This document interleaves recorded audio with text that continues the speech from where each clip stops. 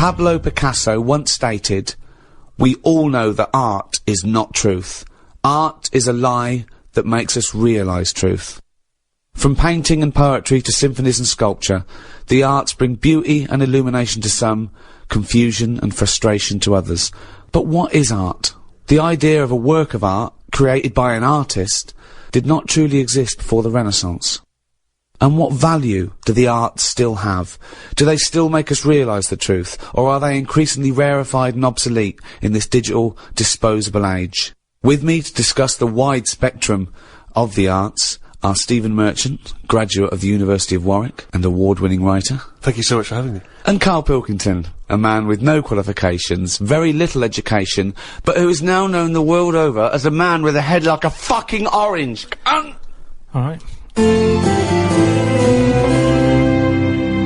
Well, I suppose if I can pick up on something from your introduction, Ricky, you posed the question, in a sense, what is art? It's a very broad term. It's a very difficult one as well. I think the earliest people to ponder it were the Greeks, and I think they thought that art was, and its point, was to try and emulate as close as possible the beauty of nature. So they knew art was a sort of, a quest for beauty, and I suppose they thought nature was pretty perfect in its aesthetic, and so the point of an artist was to try and tap into that. Well, let me throw that question over to Karl Pilkington. What do you want to know? Well, we were just trying to clarify what art is. Ricky's just referring back to the Greeks. It's just something for your eyes to look at. Right. It's just a change from the norm, innit? I mean, that's why I think most people have it.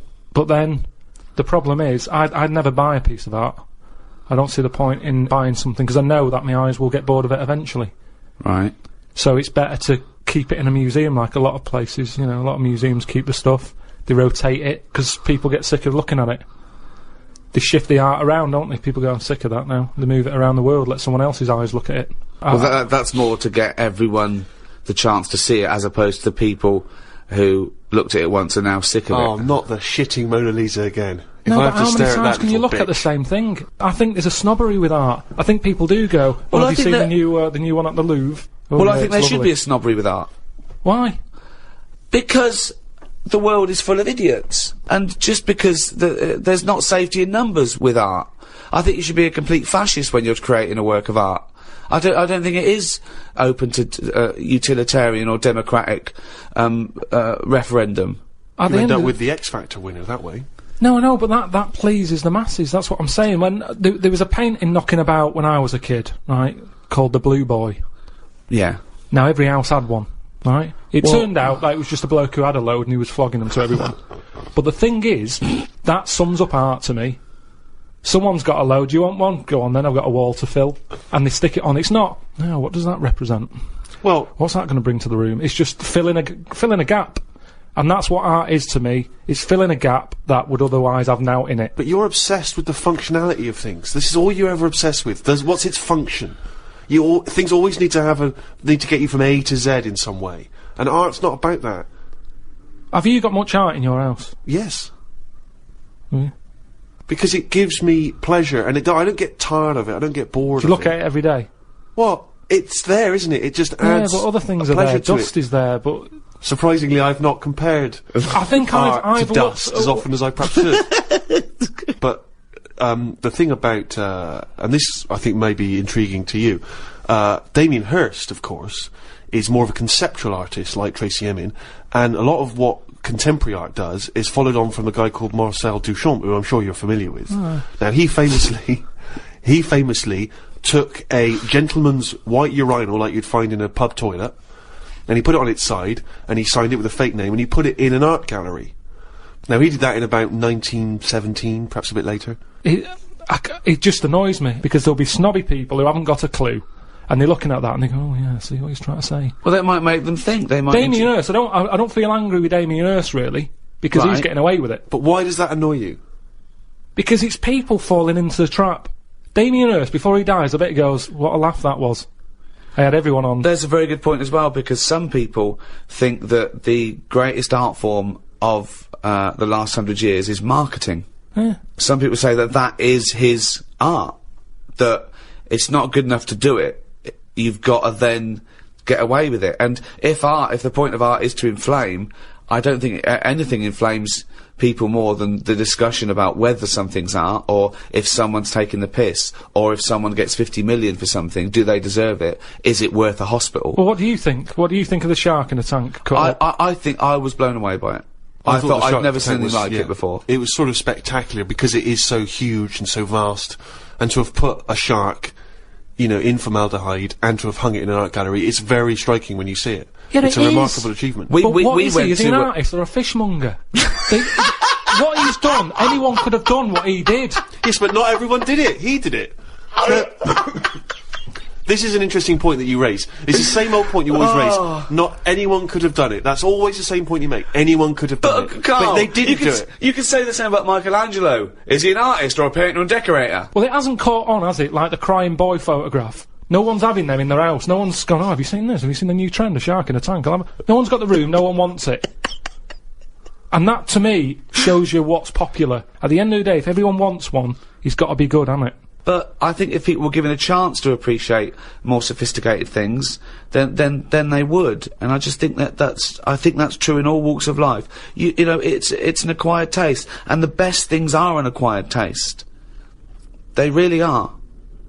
Well, you know, if all you eat is processed cheese and white bread, you get a taste for it. But if you try something that's, you know, in my opinion, better than that, then, you know, you'll leave that behind. That's pretty rich coming from you. I know, I love a bit of cheddar, don't I, on Mother's Pride. Yeah. Whereas if you were to be offered perhaps some calamari, your reaction would be... Squid, get it out of my face. Sure, yeah. But I take your point, Rick. Thanks for it anyway.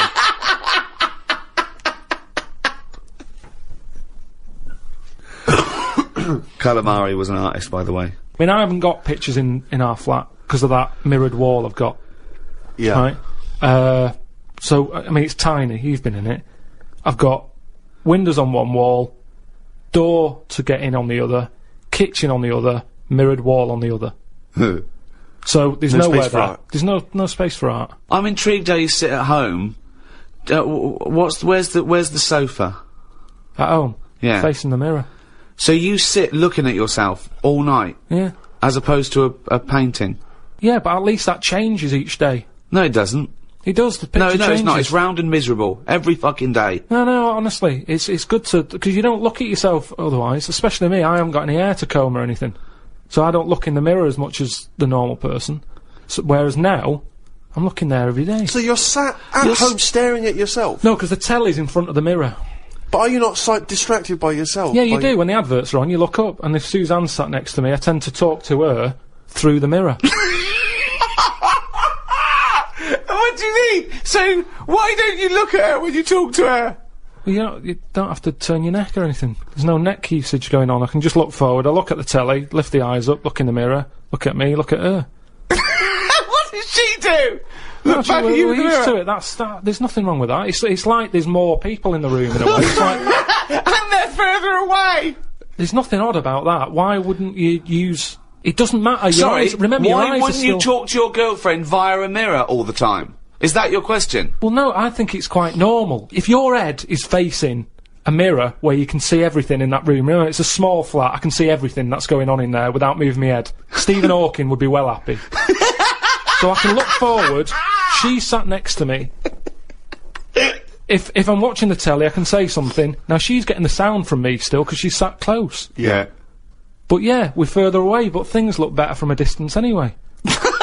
So that's how you've managed to keep this relationship alive? You're such an odd little man. But no, it's not odd. You see, there was a woman on the estate who did use... have I told you about Miss Piggy before? No. It rings a bell. Go on. I think I told you ages ago. It's this fat woman who used to be on the estate. She had a 3-wheeler bike. And her husband... Push bike, pedal bike? Yeah, like a tricycle thing, but a big one. Right. She used to sit her husband in the basket in the back. Cycle about, what have you. Yeah. She was known as Miss Piggy. Anyway. Oh, is this the one that she used to beat him up so your dad pretended to be a policeman? Yeah, that's it. Oh, that's yeah. the one, yeah. You remember? No, I don't remember this. Yeah, she used to always duff her husband up and that, and people in the area knew that she was being a bit tight on him. And my dad went round with his mate and sort of... But what's this got to do with the mirror? Anyway, well, the way she used to communicate, she used to always go in quick save and nick biscuits. And if anyone went up to her to say, stop nicking the biscuits, she'd pull out like a little mirror out of a bag, and she'd look in it, but talk to you via the mirror. Oh man! What? So she was insane. It's weird, isn't it? It was really weird. Like it used to scare me. It's like a Salvador Dali painting. you exist in there. Yeah. It's really weird. So hang on. So she used to talk to people through the mirror because she was mental. I couldn't sit, watch the telly, and look at me watching the telly in the mirror all night. No, that's no, weird. that would be really weird. It's really weird, Karl. I'd be very conscious of myself. No, Conscious I of the way think it gives you confidence and that. And if you are Gives you confidence. well, yeah, because you're seeing yourself more and you pick up what habits you do and stuff like that. So what have you changed through your viewing of yourself? I sort of grew a beard the other week, just something different to look at for a bit. And then you get sick of that. It's like a piece of art. Change that. Have a bit of a shave. Can you see the back of the telly in the mirror? A little bit, yeah. If the flat's a mess, it's a mess twice.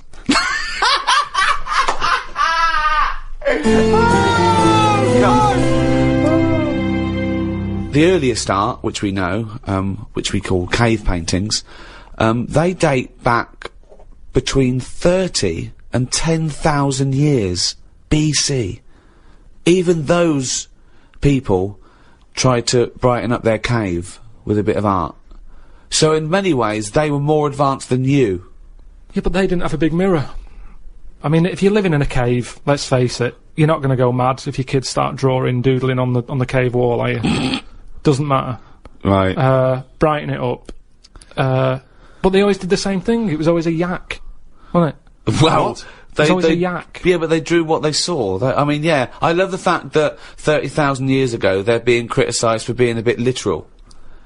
No, but surely, if all you ever see when you step out the cave is a yak, do something different on the wall for when you get in. What? Why is it always a yak on every wall? Is it always a yak? It's always a yak. Whenever you see these Tom Robinson Time Team programmes... Who's Tom Robinson? He's the guy who did Motorway, isn't he? Yeah, and a 70s singer-songwriter. Tony Robinson, you mean? Tony Robinson, whenever you see him digging around, they say, hold up everyone, get the brush, what's this? It's always a yak. Yeah, they pretend they're interested. So you're saying that you wouldn't have, you'd have been no, I'm not going to draw a yak, I just saw a yak outside. This is what I'm saying to you about trends. One person has it, the next caveman goes, oh, I'll have one of them on my wall. Oh, I'll do a yak. Why was there no one just doing something a bit different? Well, it's not true. They did. It's not true. This thing about it's yak. It's just in your own head.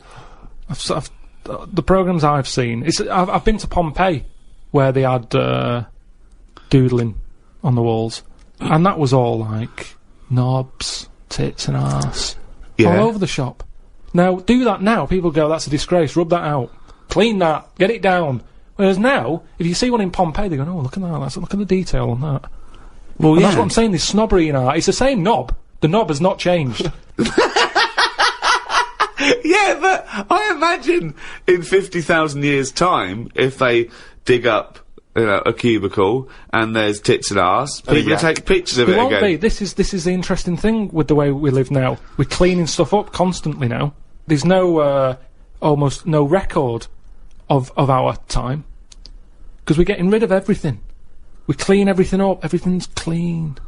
Getting rid of rubbish. Recycling everything.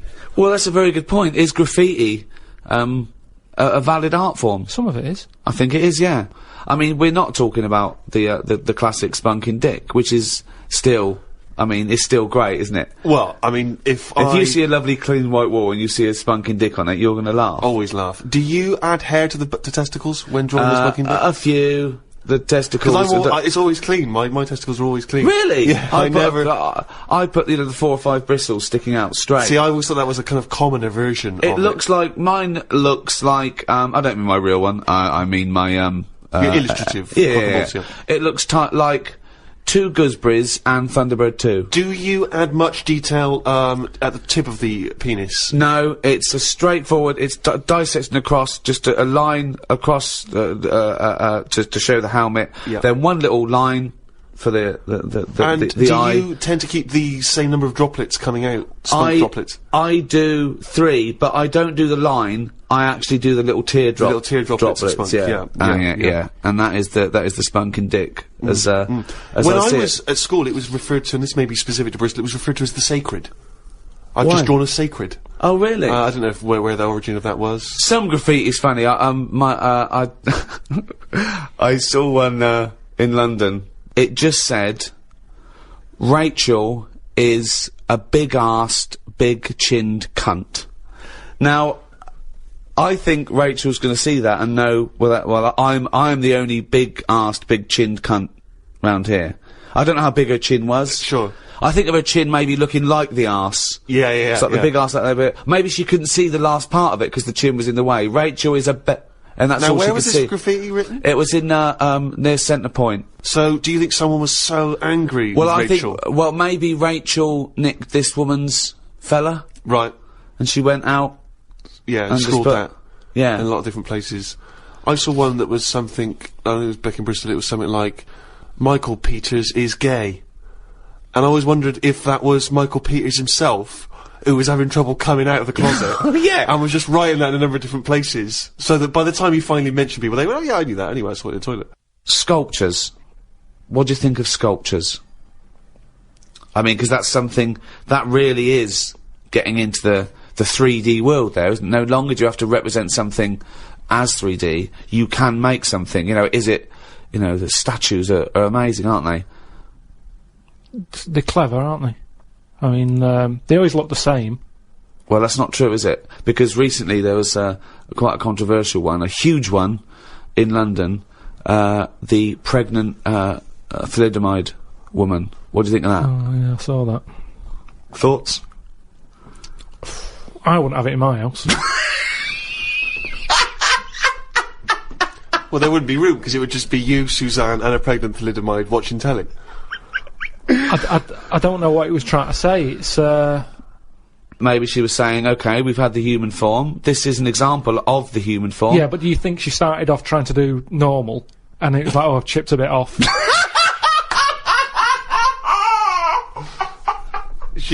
One of the arms got chipped Well, off. it makes you wonder, doesn't it? And why, you see that square, Trafalgar Square, you got that? Nelson's column, he's got one arm and a leg missing or something, and a patch over his eye. Then you've got the thalidomide. Why can't they just do a full person?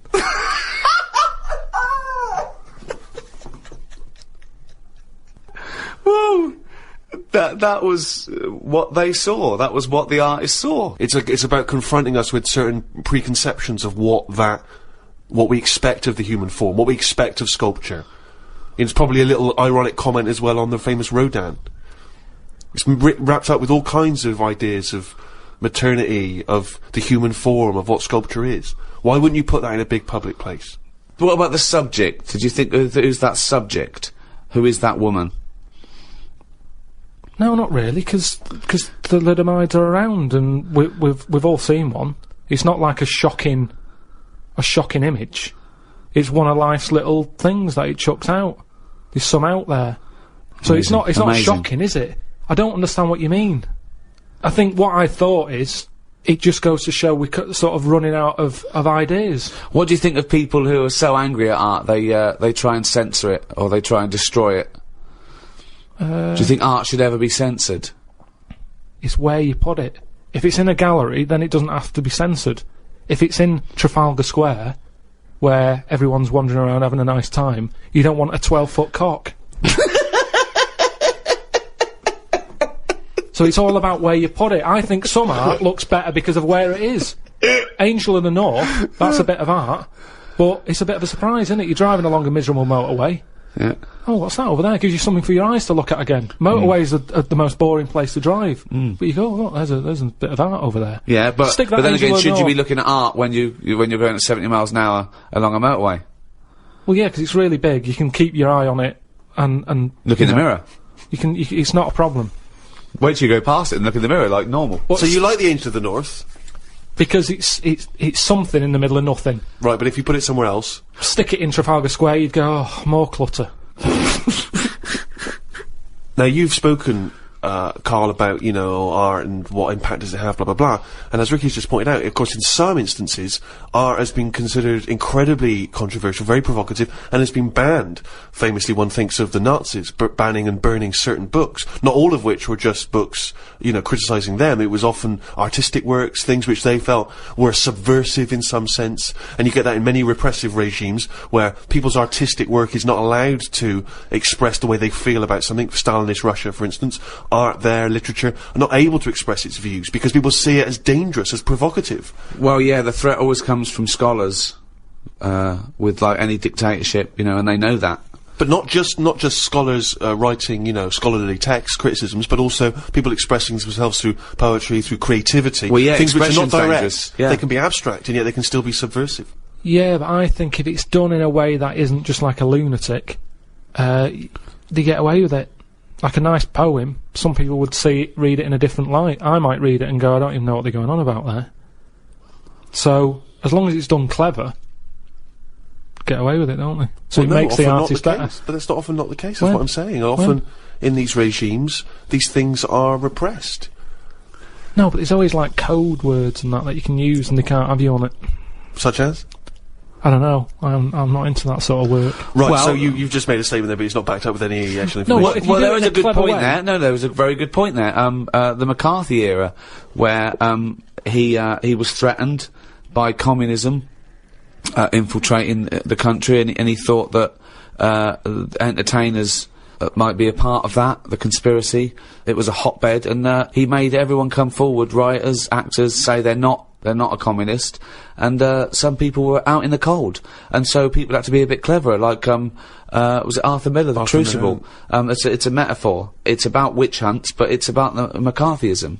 So yes, good point. You can put coded messages CB into radio art. was the same thing. Go on.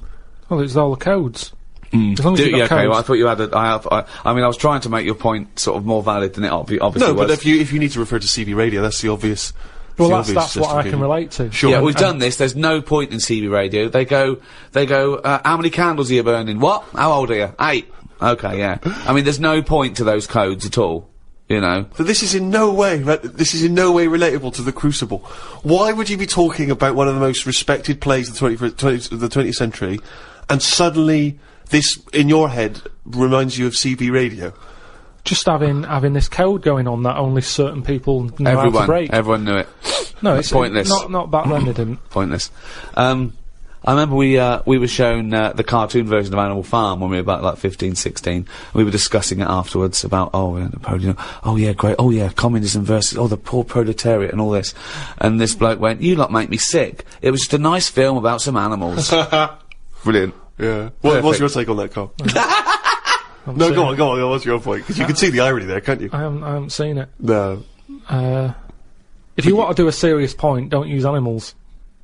No? Well, I disagree with there because, we're going to get onto literature later, and I think, my favourite is probably Charles Dickens, and I think the greatest story ever told is A Christmas Carol, and there's only one way that could ever be improved, and that is a Muppet Christmas That's Carol. absolutely right, yeah. So, and I think that I think people could take a lesson from that and maybe do other films with the Muppets. A Muppet Schindler's List. Yeah. I mean, you could make it so moving, couldn't you? Schindler's List in space! Yeah. Well, I think it would certainly help bring that story to a wider audience. I think so. A lot Yeah. of people who, like Karl, who were put off perhaps by the depressing black and white of it, they would suddenly see the Muppets singing and dancing. Miss Piggy's Choice. Miss Piggy's Choice, yeah. Well, we talked about that. What?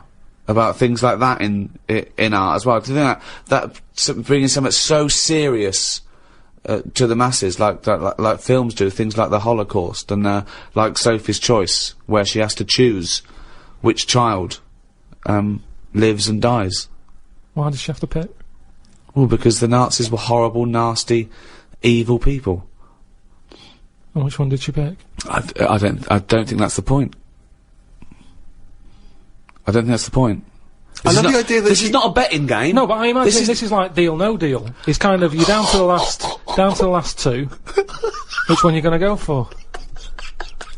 Oh, God. But why did you ask which one did she choose? Because Even if he'd said the names, Robert and Alison, what difference would it make? You don't know the story. Why is No, it that because you've then said... I'd ask more then. If you said Alison, I'd go, what was it with Alison? What did she have over Robert? That's what films are meant to do. You question it. Whenever I watch a film with Suzanne, I always say at the end, what was going on there? That's because you're an idiot! Christ! That's because you've just watched Muppet Christmas Carol and you can't understand why a frog's able to talk. I'm all for films with a good storyline. Yeah. Brilliant. That's a perfect point. One extraordinary point. Guys, he's gonna follow this up, mate. He's gonna follow He's got this up. something there. He's got Come something on, here. Karl, go on then. What's your No. take on films? Films are really good. You can get lost in them. Right? And You like one with a good story? I mean, whenever anyone asks, it's always the same. It's Elephant Man. It's Kez. Mission Impossible 2. Mission Impossible 2. These are what you consider great works No, I'm of just film saying art. these are ones that I've enjoyed recently. There's so many films that I haven't seen, yet you always say, "Oh, have you seen so and so?" Well, Mission Impossible 1. And there's good news for you. 3's out. That's true. One of the most striking art exhibitions that I ever attended, Karl, was an exhibition of outsider art. Something I'm sure you're very familiar with. Outsider art, of course, is work that is made by people who are often institutionalized for mental health problems, or they are just incredibly, the people who aren't in any way part of the art establishment. Well, right up to psychopathic murderers, clinically insane mass murderers would count as outsider art. I went to an outsider art exhibition in New York. It was incredible, and I bought a painting of this guy. He's a chronic schizophrenic, and he paints in tar, like road tar, that he gets from roads, and he paints in that on wood he finds in sort of skips, and it's incredible because it's sort of like scratched in, and it's amazing. And there's this thing of Jesus being helped down off the cross, and you have to study it, but it's there, and it's quite incredible that it's just scratched in this wood by tar. And there's loads of things that I was walking around. Admittedly, I was walking around there going, "This is fucking mental," and James was going, "You've got to stop saying that," because of course some of the people are mental. There was one bloke who done a sculpture of a skull, right? And underneath, it was like a little head with his teeth. Underneath, he'd put a sign that said "real teeth." Where did he get the real teeth from? What I think's interesting about that is how much therapy it provides for these often mentally unstable people, which is another important value of art, of course. People's self-expression, people being able to give a little piece of themselves through their work. Do you not see any value in that? How do you express yourself? Whistle. You whistle. Yeah, I found over Christmas I whistled a lot more than I usually do, and I think that was just freedom. What do you mean freedom? Right, freedom. expand on this point, if you would.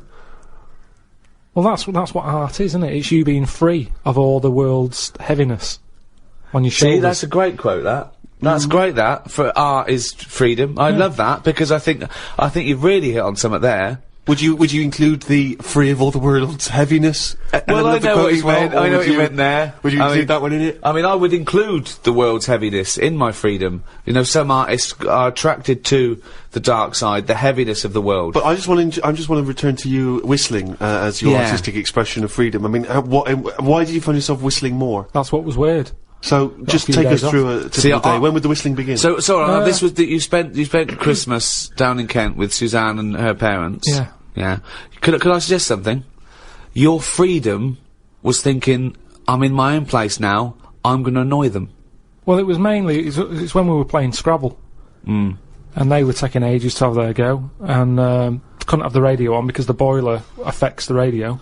It works, it just gives something off. Every time it kicks in, the radio goes all staticky. Right.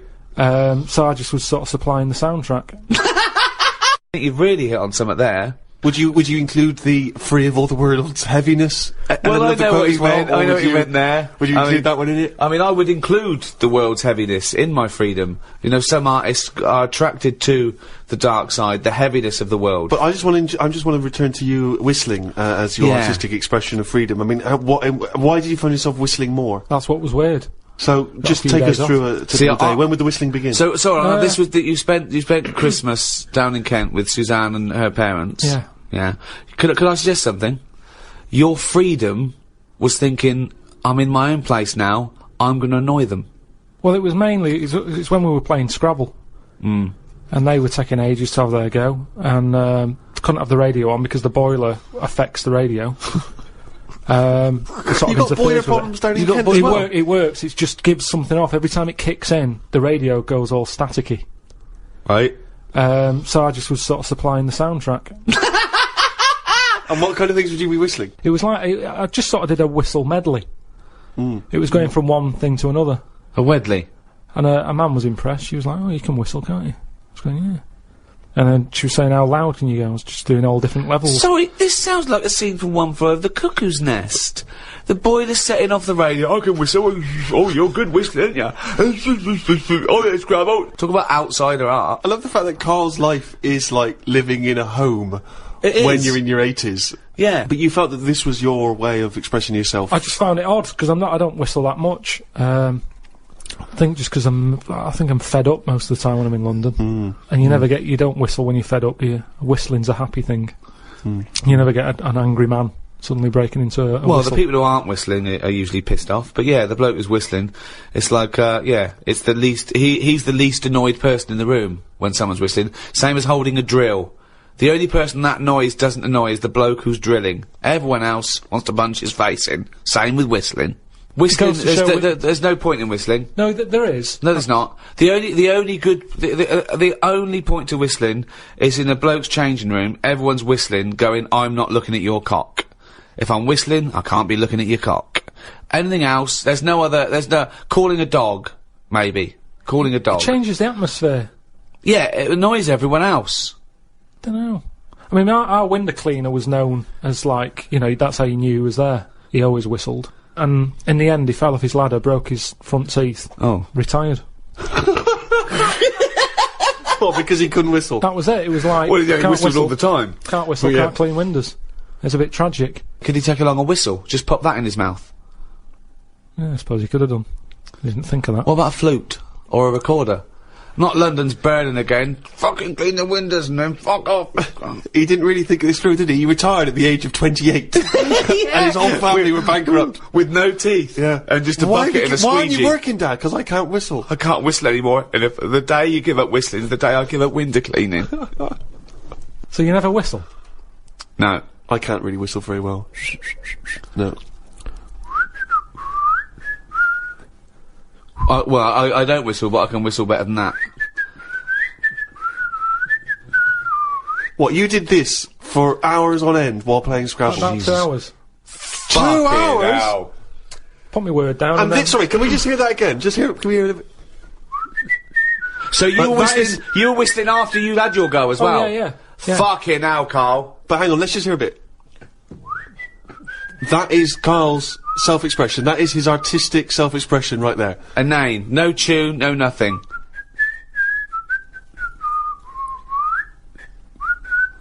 There's mental patients who have smeared canvases with shit who have expressed more than you have in that. Yeah, but it's not about other people. I'm not there to please other people. Right. You're there to annoy them. What was the best word you came up with in Scrabble? Don't knock me at Scrabble, because I do alright. What's weird is, when I play Scrabble, my brain can come up with words that I don't normally say. Okay, I'm intrigued here. Your brain can come up with words you wouldn't normally say. Just words that I'd never drop into a sentence. Tree, cat. Go on. Squirm. That's using a Q. It's worth 10, Matt. It's not bad, is it? Now, I'd never say that. I don't think I've ever heard you say squirm, no. I don't think you're right, Karl. I've never heard you say squirm. Weird, isn't it? Yeah, it is weird. And yet your brain popped that one out? And then, yeah, when it wasn't my go, just... Anyway, so that's sort of doing art for yourself as opposed for other people. I don't think you can count what you just did then as art. Hobby maybe, craft, pastime. I don't think you can count that as art. I'm not being funny. I'm being a bit snobby here, but I think there's a difference between Beethoven and squirm. There's a cue in that. No, classical music. I wish I was more educated on classical music. That which I've heard, I've adored. I genuinely find it challenging because it is so spectacular. It is so of another place. Where do you sit with classical music? It's good for background, I think. Right. See, you know me, I like a song with a story, and there's nothing going on in them. That's, Now the problem with that is, how many times can you hear the same story? quite a lot. How many times can you watch the same film? Same thing, except it's shorter than watching a film. Yeah, but the film goes into the story with more depth than a 3-minute song. Yeah, but there's also, do you know, like when you watch, what's an example? Say, I can't think of a film. Yeah, there's not many. No, but a moment in a film that, it doesn't matter how many times you watch it, you go, I enjoyed that bit. Godfather swings to mind. Well, say, no, over Christmas, On the Buses was on the movie. Oh, Jesus. You went with The Godfather, you went with On the Buses. I mean, Brando, Varney, I don't know which is better. It was the bit where, like, the toilet blows up after chucking a fag in. That's had paint in it. Right, sorry, that's in All the Buses, that's not in The Godfather, I can't remember that. Maybe that's Godfather 2. Well, the thing is, I enjoyed that bit and I knew it was coming. It's like, oh, I'll just watch this before I nip out and put the kettle on. Let's just see this How bit. many times have you seen the On the Buses film? Probably about 4 or 5 times. Sure, why not? But all I'm saying is, music is there to sing over. No, it's not! Music is there to sing over. That's a ridiculous thing to say. Music does something to me. I don't know what it is. I don't know why a chord can say something to you. I don't know, mate. Gives you that feeling. I'm in awe of it. I'm in awe of musicians. Yeah. My favourite piece of music is a thing by Vaughan Williams. It's 5 variants of Dives and Lazarus, right? And there's a bit there where it hits this chord, and I can't listen to it when I'm away from home because I well up. It reminds me of everything. England, just it does something to me, and it does it on a level that I can't sort of quite understand. It's just immaculate. I just don't think you can beat a decent vocal on top of that. Oh, that's amazing! My mum's got a CD of Roger Whittaker, right? Right, whistling again. Now, he whistles Jealous Guy. Now, the thing is, I can't listen to that and whistle along. I end up singing Jealous Guy on top of it. So, singing trumps whistling? Yeah, when someone else is doing the whistling. Okay. I like whistling, but if someone else has did that first... So if Roger was singing Jealous Guy, you'd be I'd probably whistling. whistling it. So, to make the classics live on, I'm surprised someone hasn't gone, I can add to this, and dub on a bit of vocal. So you would have classical music with lyrics? Just for people Beethoven's who want Fifth, Beethoven's Fifth, that would be better to you, that would... But what are you meant to do with it? What do you do when you've got that on? Then do you whistle along? Or No, do I you don't whistle along. Hum? I let it. Oh, Do you Karl, whistle along? I just don't know what to say. Why are you obliged to whistle? That's the only way you can enjoy music, if you can whistle along. Well, that's the same with anything. A good song, you join in, don't you? It's like, oh, I like this one. Yeah. No. So by that token, YMCA is one of the greatest of all tunes. I mean, it's not one of my favourites, but you can't knock it. It certainly gets the crowd up. I did DJing, and Why do you care that about was the more crowd? popular. Who are this crowd? Well, I'm just saying. Who are this crowd that you have to live in your head with? Fuck the crowd. Most of them are idiots. Although, admittedly, if I was doing a wedding DJing set, I probably would do YMCA over Vaughan Williams. And why is that? Because it's happier-go-lucky. It's done in 3 minutes. Classical music goes on for ages. It No, it's a good out, point. It Who's got fades time? out, it comes back in again. Well, It's a good point. it's all over the shop. Are Yeah. you going or are you staying? It's over time, and I'm not saying we should get rid of it, and I might grow into it, because I think that's music for older people. Well, You're I think Mozart would disagree. I think he did his first symphony when he was 5 or 6. Probably playing piano and writing music before you could read. When did the piano come out when he was a kid? What do you mean? If it was trendy to have a piano when he was a kid, it's like how kids now, they're messing about on Google at the age of 2. Because the laptop is new. It's new to us. To them, it's like, well, it's Google, innit? What's your point? Because he was born at the right time. Beethoven. Yeah, he was born... Mozart. So you're saying that all 3-year-olds around the time of Mozart were brilliant? There would have been quite a lot of them. Mozart, Beethoven, all that. They're all... Handel. They're all around the same time, aren't they? Just guessing. Wild stabs in the dark. Just names he's heard. Just names he's heard. So when Ricky was young, when I presume Rolf Harris's stylophone came out, everyone was composing on the stylophone, Yeah, exactly. It's all what you're brought up with, isn't it? Nothing's hard if you're given it when you're a kid. Nothing's difficult. It can be taught all sorts. I haven't got room for a piano. It's too big for a pastime. A hobby shouldn't take up a whole corner of a room. It's so limited, isn't it? His scope, his imagination. Yeah. But a piano, the idea that a piano in a house would be a frustration and annoyance. Music. That you could play harmony. But I'd worry about annoying other people with it as well. No, you don't. You whistle when you're playing Scrabble. You don't worry about annoying people at all. I'm sure people would rather have gentle piano music in the background than... Squirm. Squirm.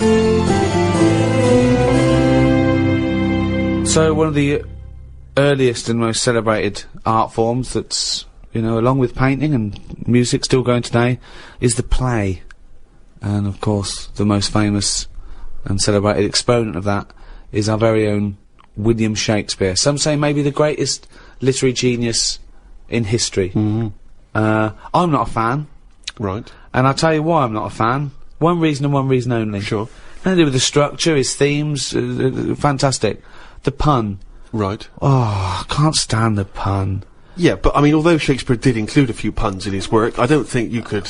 No, I suppose it's the people that have taken on the pun. It just reminds me of a bloke in a beard and a pipe at a party doing puns, And it's things like Shakespeare, things like, take their maidenheads. And you have to look at your Brody's notes to go, okay, cut off their heads, and take their virginity. Oh, brilliant. You can't, it's like, you can't explain a joke in retrospect. You don't laugh if you then explain to you. I'm gonna have to take issue with the idea that Shakespeare was not a truly great master of our language. I think he was. If you listen, he added to the language. He invented words, or at least he stole words and changed them a bit. He took them from other languages, which is totally valid. And he made up loads of sayings that are still around today. And there's a poetry in that, inventing new. Actually, Karl, you like sayings, don't you? I've got a list here of some of the sayings and phrases that Shakespeare made up. Really, in a pickle was his. Yeah. And we know what in a pickle means. Yeah, we know what it means. It's a saying I'd never use. Because when you're in a pickle, it's not something that you would say. No, if you're being if you're captured and you're being tortured for information, yeah, you wouldn't, and you get access to a phone, you wouldn't go, MI5, I'm in a pickle. You'd be screaming, going, he's taking my teeth out. Much as I love Shakespeare, is when that play was first staged and someone said during the play, ooh, I'm in a pickle, did the audience understand, or were they baffled? Or was it like watching Ken Dodd when he goes, "Young bunctious"? Exactly. Oh, terrible, hilarious. Yeah. So Shakespeare is about as good as Ken Dodd. That's what we appear to have established. While you've been talking about that, I just was looking on the computer at the Pun of the Day website, because I feel I take much of what you say about puns and agree with it. There's a couple that you might like. There was a sign on the lawn at a drug rehab centre that said, "Keep off the grass." Okay, now if the pun is the lowest form of wit, and let's face it, sarcasm isn't, sarcasm is up there compared to the pun, then the drug pun, I think, is one of the lowest of the low. Oh, people who congratulate themselves on getting drug references. Keep off the grass, will you? Grass, get it? Grass. You're smoking the grass, yeah. Show me a piano falling down a mine shaft, and I'll show you a flat minor. Oh, God. Okay, good. Okay. Do you get that? Well, these are, I mean, that sums up puns, isn't it? It's things that kids get in a cracker. I think pun should be short for punch him in the mouth. Idioms are better. Go on then, what's an idiom? Is that a new word you made up? No, I think Karl Pilkington's a complete idiom. Yeah. I found out what it was because I thought, oh, I like them, what are they? Right. And it's like little sayings. Yeah, that's right. That sums stuff up. Go on, give us an example of your favourite. Oh, can I just say one, talking about sayings, Karl was getting fed up with something. He was fed up with not getting replies from something. He's having a hard time, and I went, "Oh, the worm has turned." He went, What? Oh, the worm has turned. You know, you've... Stupid saying, isn't it? No, well, okay, tell him why you think that's a stupid saying. Because how do you know when a worm's turned? Of all the creatures that you could flip over and know it's turned, why pick a worm? It's the worst thing they could have picked to express something turning. But you're taking turning literally. It means changing, doesn't it? Changing your attitude. A new broom, turning over a new leaf. Yeah, but things are going to be different now, and I'm sick of it. Chameleon. No, but chameleon is a brilliant thing to use for something to change. Chuck that in the sentence. There's nothing that you can link a worm to human life to. You're talking about something that's... It's blind, isn't it? It's blind, it's deaf. Gay. It's got no features. Why is he having such a go at a worm? Just because it's a weird thing to use. Something that... Its arse is more... It does more than its head. That could be said of you, Karl, to be fair. We've talked about what art is, we've talked about painting, sculpture, we've talked about music briefly, we've talked about whistling over music to make it better. Poetry. A completely different type of art form there. Karl, what's your thoughts on poetry? I've never really been a fan of it. There's a surprise. I think it's sort of... It's alright for the person who's doing it. You know, you say that whistling is just for the whistler. But I think poetry's more like that, because sometimes you read it and you're thinking, what's he going on about? It's always a bit... I don't know, it's sold in a bad light. It's a bit sort of... a bit gay, innit? Right. I mean, it depends what sort you're talking about, because maybe there's poetry out there that I haven't heard. There's some poetry gayer than others. Yeah. War poetry can't be gay, can it? That was people... I haven't heard... Go on. People fighting in the trenches and... It can't be gay. They weren't gay. They were writing to their sweetheart. I don't know his name. It might have been a bloke. I don't know. But so was it a sort of a what sort of poem was it? Was it sort of a limerick? Sort of a no. It was. Well, there's famous ones, Wilfred Owen and Siegfried Sassoon, and they're very moving. They're about you know what usually happens is that they talk about why are we here. This is you know we've been sold a lie here, you know, and they really. Started seeing war in a different light from their point of view in the trenches. Famously, some of them died soon after the, you know. But I prefer a proper letter. No sort of crypticness. That's the problem with poems. Okay, so you'd have been disappointed to get Dulce et Decorum Est through the post, would you? You'd have just said, "What are you trying to say, mate? What's the weather like? When you're coming home? Did you get my socks?" Well, yes. Sometimes life is a bit like that, and it's like, say what you mean. Right. Well, then you have just wiped all art off the face of the earth. If you literally just say what you mean. No, I'm just saying in a letter. Say if I was a woman and my fella was fighting in a war. Right. What's your fella's name? Harry. Okay, so Harry. Oh, let me get this right. So when were you married? About 1935. 1935. So you've been married about 4 years. Yeah. Harry, why don't you go off? Oh, you're a woman, aren't you? Yeah. You don't. Okay. So what did you see in Harry? Why did you like Harry? Was he? He just was like funny. Butch. He wasn't that butch, but that didn't matter back then, did it? In the war. No, and you took everyone. But what did you say when Harry was said to you? Well, I thought it was coming because a lot of our friends ended up having Did to you just go hug him and say don't go or something? No point, because that would have just made it tough for him. So. What's the point? Just go with it. But if he I cried after he went. You cried after he went? That's what you do, innit? You wouldn't do it in front of him. He's got to go to battle. Okay, so your man goes off to battle. Right. Then I get a letter from the Colonel saying, "Oh, bit of bad news. Harry's dead." Now I get a letter in the post. He said what he meant, didn't he? In the well, yeah, and they would do, wouldn't they? They wouldn't fanny around saying, "Oh, he was on the warpath and the cloud went dark." I go, "What? Just tell me what happened. I don't want a weather forecast." He got shot at the arse and the bullet came out his head. Right. Now, the Colonel, he would just tell me the basics. Now, because he sent his by Telegram. They sent a telegram.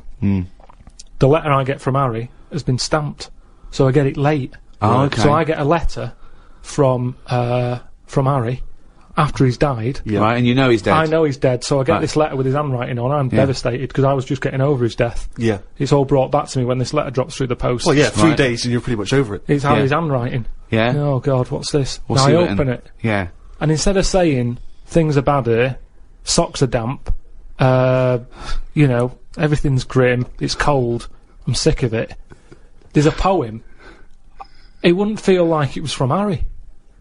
Well, Because it's not in his words. Poems are never in the person's words. But did you know Harry was a poet when you married him and made love to him No, that I only night? picked it up because other people were doing it. Something to do in the trenches. But when he carried you over the threshold, Karl, and he laid you down and gently kissed you, didn't he say any? Didn't he ever? He must have whispered some sweet nothings into No, your it wasn't hysterical like red that. head. It wasn't No, like that. Straight no. to the point. It was like, get your knickers off.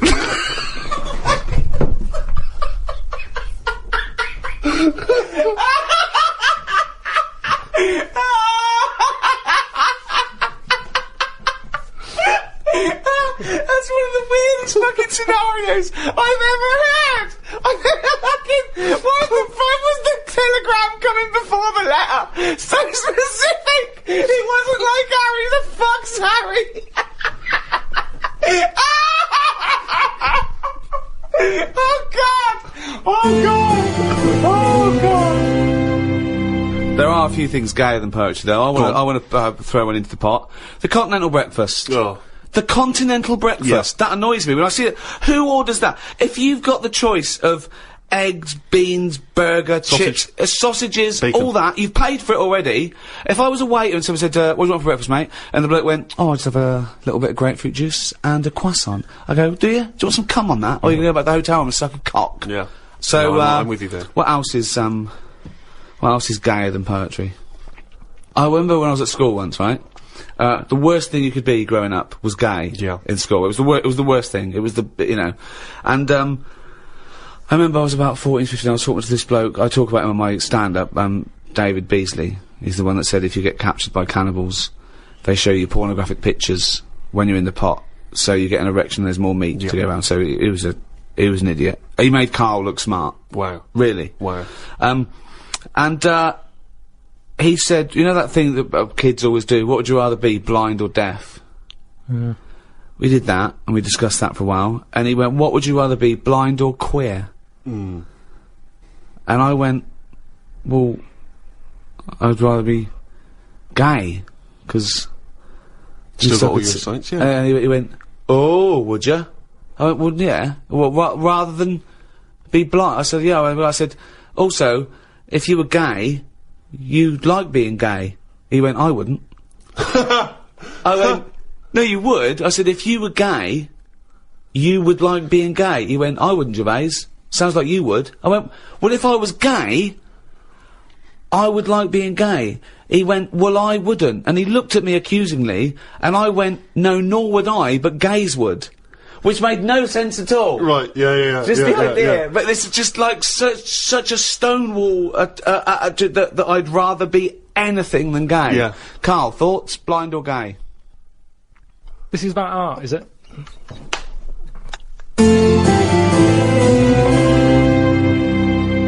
So there you have it, our comprehensive and definitive guide to the arts.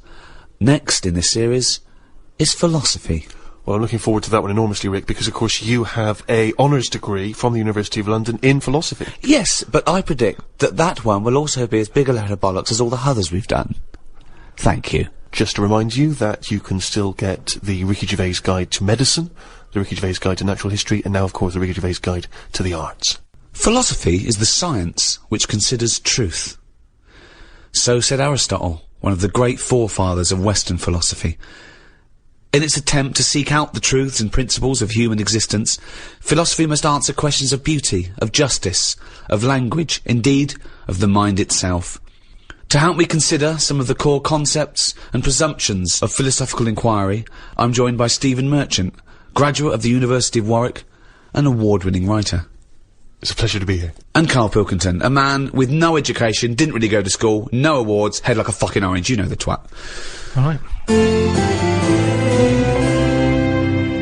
To me, philosophy might be the greatest subject of all academic subjects, the mother of science, asking the big questions, why are we here, how do we live, but it's been sort of mugged and kidnapped by those people who put rubbish under the umbrella of philosophy. Right. Cod philosophy. I went to a library once, I looked in the philosophy section, and there was a book by Doris Stokes. Doris Stokes being, for those that don't know, a medium who said she was talking to the dead. There's crystals, feng shui. Feng Shui, yeah. Oh, God.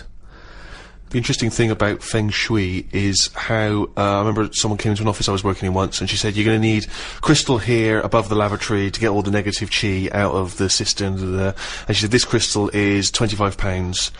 And the guy went, we're not going to spend that. And she went, okay, I got one here for £5. Brilliant. It was surprisingly convenient that she had a number of different crystals that apparently did the same job. We're also going to need a brush to get the shit out of the toilet. What have you got for that?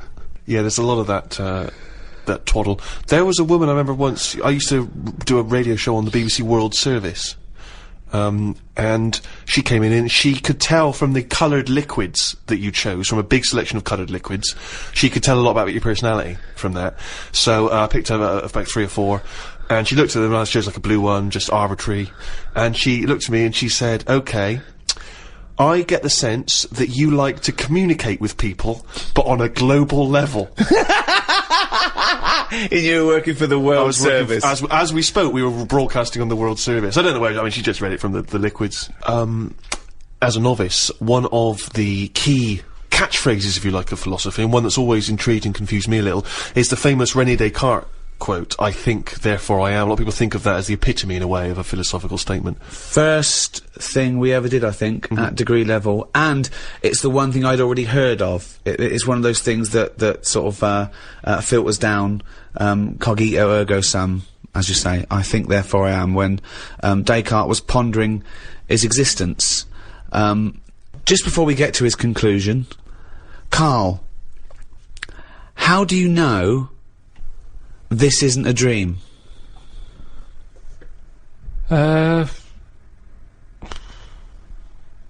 Just because I haven't been sleeping that well. Right, okay. No, but you could still be dreaming, couldn't you? Because this could be a dream that you haven't been sleeping lately. You could be dreaming the last few nights you haven't been sleeping. In dreams, they're different, like, I mean, like I say, I don't have that many of them, because I don't sleep that well. But when I do have one, there's something different and vivid about it. Now, if I was dreaming all this, I reckon my boiler would have been fixed ages ago. I don't think anyone has a dream that goes on for that amount of time. Well, it could be a nightmare, but the presumption, I think you're also presuming that the dream that you could be dreaming needs to be exactly the same as the dreams you think of when you're dreaming. My point is, there's no way of you knowing that this life you're living now as you talk to us is real, and that it's not actually the imaginings of another Karl somewhere else. There are actually no clues, Karl. There are actually no clues now that this is the real thing. Well, most of the time, it's 1 minute I'm awake, next minute I'm asleep, then I'm awake again. Yeah. Sleep's just... You know the bit between you being awake and awake again, that's called a sleep. Yeah. Now, do you ever think things while you're asleep? Vivid things. It's that bit between the awake and awake I want to look at. I told you about one ages ago where... Go on. Where you burst in and I was on the toilet. I never heard this dream. The one that it was like everyone was German and it was at some gig or something, and you opened the door and everyone was looking and laughing at me, and I'm sat on the toilet, and you sort of said, oh, that's probably because you're uncomfortable with fame being put on the limelight. Yeah, that you might be yeah, possibly, yeah. But that's one dream that could be true. But yeah, exactly. Or there is a likelihood that you think, I bet he's going to burst in. I am always on edge when I use the toilet here. Yeah, I kind of think, is he busy at the moment? You have to wait till he's on the phone to go for a piss. I have to sit there holding the lock. Yeah. It's a weird thing it isn't to do. normal. It's not normal. But there's an example of a dream. But I think what you're failing to grasp is not so much the mechanics of whether this is a dream, but that you cannot know the truth of what you're experiencing. You cannot know that this is reality. It's a question about reality. So how do we know what reality then? What reality is and what we like about reality. Robert Nozick did this thing that if you could go into a flotation tank and you led a whole virtual life, and it was the best life possible. You did exactly what you've always wanted. You became the person you wanted to be. You did the best things you could ever dream of doing, and you literally couldn't tell the difference. So it was your life, okay? And you lived your biological life out in that tank and died at 80 and had the best life any person could ever have. You could pre-program it. Would you get into that tank knowing what you know now, knowing that you would have the best life ever, with no heartache, no upset, no loved ones dying? So what's happening when I'm sort of having a packet of munchies? Am I having them, or are they imaginary? They're imaginary, but you can't tell the difference. It's the best packet of munchies you've ever had. I love the fact that you went into the flotation tank, and your one proviso was, are munchies as good? Yeah. No, I'm just taking it back to basics. That is basics. You've got to pre-program your life. That's where you'd start, is it? Munchies must always taste magnificent. Well, it's just, if you can still enjoy the basic things in life, then that's when you can't go wrong. You do. You enjoy them more. It's the life you'd ever want to live. And you're living it. Bit dangerous. Sorry? Bit dangerous. Why? Go on, why? Just, I don't know, because sometimes I think things don't happen for the best. Right? Right. Sometimes you can sort of think, oh, I'll enjoy that if that happens. And then it doesn't happen, and you've had time to think about what but this is happened. perfect. No, this is built in. Because whatever happens is for the best. So not only when you're in this flotation tank are you enjoying yourself, that things just keep getting better or staying as good. You never have a bad day? You never have a bad day. But how long would that last for before you go and fed up with this? Well, why would you get fed up with it? Because you do something else. It's the perfect life. Bear in mind, you're not aware that you're in the flotation tank. You've made that deal, but then once you're in there, you don't know, you're not aware of being in the flotation tank. You're living your life and it's perfect. You're happy. Well, we don't know how you would be happy. You just have munchies every day and... Well, yeah, you'd get in it then. You'd get in it. If you don't know you've got in this tank... If I somehow go to bed at night, someone injects me in the head, and then they go, right, stick him in the tank now, and then I wake up, packet of munchies there, sun's out, Suzanne goes, oh, it's a nice day, we'll go and do something nice. And I go, yeah, I meant to be at work. She goes, no, I don't have to go in today. Right. I go, alright, let's go out then. Now, what's interesting there is that within this scenario, I gave you any life, you could do anything, and you chose the exact life you've got now, except Suzanne's got a day off. Now, I both love that. Well, I was a bit suspicious, though, that she's just taking a day off. No, wait, it's not happening now. It's not happening, really happening. You could do anything you like. But I like the fact now you're even questioning it and you're not in the tank, and why has Suzanne got a day off, right? Now, I love that, because that suggests to me that you're a nice, happy, satisfied, whatever you want to do it, contented person who's got the perfect life. However, it's almost like you haven't fully understood the possibilities. For example, you wake up, there's the munchies, sunny day, Suzanne's not at work, you go, why aren't you at work? No, she goes to you, hold on though, why are you flying?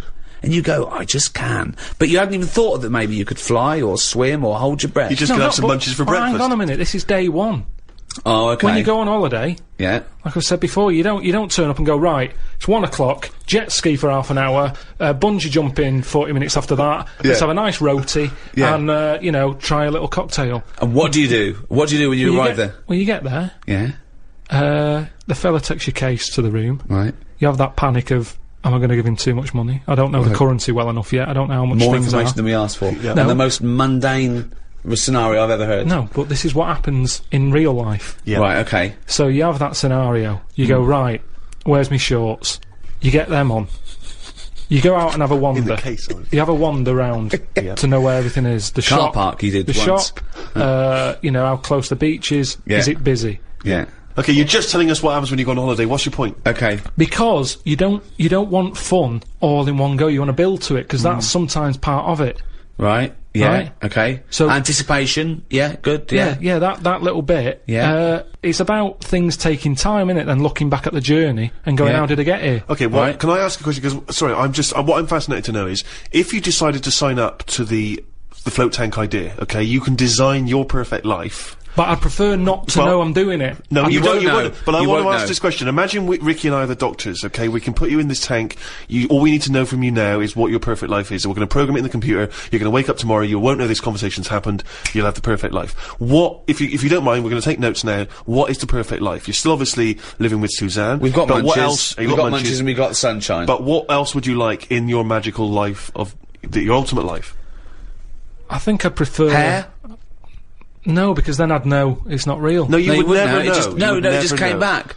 Suzanne comes in one day and goes, "Why aren't you working?" She goes, "Look, okay, I've left my job. Can we leave why am I at work? I'm always going to be here, right? I've got a new tonic, right, from Boots. She pops it on your hair. Boop, baby gorilla." Yeah, I don't like this idea of suddenly Suzanne's never at work. I just think you need a bit of the badness to have the goodness. Right. Right. In sorry. a minute, you're going to be injected in the head, you're going to go to sleep, you're going to be in a floating state, but you are going to suddenly leave this office and it's going to be a virtual world. You can do what you want. You can suddenly go, "What was I hanging around with that bloke off the office for? I'm a spy." And you go to MI5 and they go, "Thanks for coming in, Pilkington. Listen, Drosky, he's coming from Russia and, he's got the..." Bang! What do you do? What's your scenario? What do you do as a job? We've got munches, Suzanne's never at work. I prefer to leave everything as it is. Brilliant. Go in it, but have everything the same so that I'm going, hang on a minute, has it actually happened? What are you talking about? No, you don't know about this. You don't know anything that's happened. No, because you've just said you're gonna put me in the tank and you're asking questions as to what I want when I get in it. But you won't know you're in the But tank. Once you're in the tank, you won't know. You'll have a new life, a life that you've designed. Yes. You'd have different memories if you wanted. You could be 5 again, or you could be now, but you weren't born in Manchester. I prefer it to be the same, with the same memories, but the difference is, when I next get British Gas round, they go, "Oh, Mr. Pilkington, yes, Oh my God! The boiler so is he's like fixed." to have a virtual life, so his boiler's fixed! No, Yeah, but so your boiler still goes wrong in your dream, but it gets fixed. But you don't Yes. even need a boiler! You could be the perfect temperature all This the isn't time. the Caribbean anymore. I don't like the idea of too much change. I don't want that much of a change But to you my life. won't realise, it won't feel like change. Well, it's changed already. You're saying the boiler's been fixed like that. I prefer to still have that problem, go, hang on a minute, is this different? Suzanne's still going to work. Right? That's very important But too. then... You don't want her around all day. But then, things happen that on. wouldn't have happened in this world. Go on then. as? Right, okay, let's write that. Well, let's see the differences. What do you do? Because I've got to program this. So you've got the same job, all that. Are we still around? Yeah, because it's part of. I'm going to ask you a question now. It's, Do I still squeeze your head every time I see you, rest you to the ground, and wind you up, try and stress you out, call you at all hours? Do I still do all that? What am I like? you're still the same, and you still do that, but maybe one day I go, don't do that anymore because it does annoy me, and you go, okay. And then I've dealt with it. I've sorted that problem, as opposed to this machine, this tank deciding. Right. I don't like the idea of this tank Right. making life good for me. Right. I want a few problems, and if there's a problem, I want to sort it. Okay. But Well, you've hit the nail on the head there. We're going to go back to this because it's fascinating. But Nozick concluded that no one would get into the tank because we'd rather have a real life with all its problems than a fake life. And I sort of think you've proved that by even getting into the tank with your provisos and scenarios. I mean, you've changed nothing except your boiler being fixed and me stop squeezing your head But now hang and on a again. minute. Which makes me think that you should have your boiler fixed. And then you will have the perfect life that you can imagine. yeah, but it's that old chestnut, innit? It's the thing of like, what's my problem then? You've got Right. the problem gene in your head. You've got to fill it with a problem. Yeah, he's not a geneticist. Got the problem hole in your head. No, it's Got not. a problem hole in your head. Shut up, Ricky. Let him say what he needs to say. He's got a said problem hole in his head. He's got a problem hole in his head. It's called his mouth. Yes. Right, that is your problem hole. So, if someone comes up and they go, I've fixed your boiler. Sorry, could I just ask No, let him speak Let for- me ask one question, Steve. Is the problem hole different from the problem gene, or is that a new term for... No, you put things through the problem hole and they end up in the problem gene. You feed something in the problem hole. Is that right, Karl? It goes through the problem tube into the problem gene. Okay, so it's down the problem conduit. Okay, go on. Right. So it's better to have... You've got a problem hole in your head, right? Yeah. So you stuff in a problem into the problem hole. In Okay, it yeah, goes. okay. Now, all the little problems can't get in because of the big problem. Right. Is that good or bad? It's a But good that's thing to not true, have. is The it? problem hole is a standard size on everyone. Right. Right, no, but that's Shut not... up, Ricky. Let him explain. Now, Ricky, I'd say his problems are not even problems. Well, how big's his problem hole? Same size as mine. Same Right, size as okay. yours. But his problems are all little ones. They're like, you've got like a load of Skittles. I've got a big cream egg.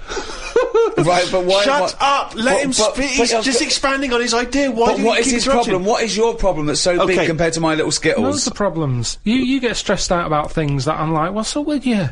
You get annoyed easily with stuff. People chewing loudly. Or someone breathing loudly. Or someone coughing. Whereas I'm like, that doesn't matter. Like you say, to you, the boiler is like, get it ripped out, put a new one in. It's not as easy as that. It is. And that's why the problem ball is growing. It's got a gene, a ball and a hole. So the problem There's No ball- wonder there's no fucking room for a brain. Right, shut up. Let me ask. I want to clarify this.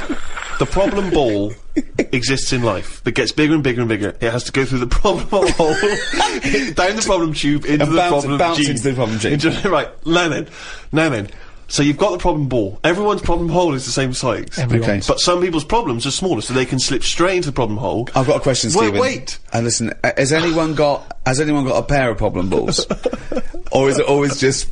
Because ladies have a pair of problem balls? No, because Hitler had one problem ball, didn't he? But could anyone ever have a pair of problem balls, is my question to you. And some people's problem balls are much bigger than another man's. Or another woman's, right? Yeah, Right. depending on the problem. So you could have you could have a pair of problem balls and one problem hole. The way I'm If you saying went, it, if you okay, look, Listen. so, suppose I came to you and said, listen, But a man it's- starving in a foreign country might have huge problem balls. he might have, but if I went to a doctor and said I've got a problem hole, and the doctor said, well, let me see it, and he said, well, let me see your problem hole, and hanging down in front of my problem hole was a huge pair of problem balls. What would he treat first? Is my question. Well, would he look into the problem hole? He said, he'd say, right, take your problem jeans off. Right, I want to see your problem hole clearly. But he would put his hand or his finger into the problem hole to try and remove the problem He ball, would, wouldn't he? Or but the problem- he could feel the problem balls, but he'd have to insert his finger into the problem hole, wouldn't he? Right. Okay, so Karl, go on then. I'll just get in a tank.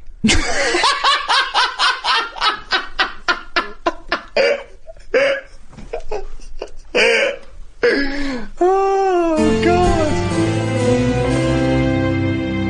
God. Okay, so in a roundabout way, back to cogito ergo sum, I think therefore I am.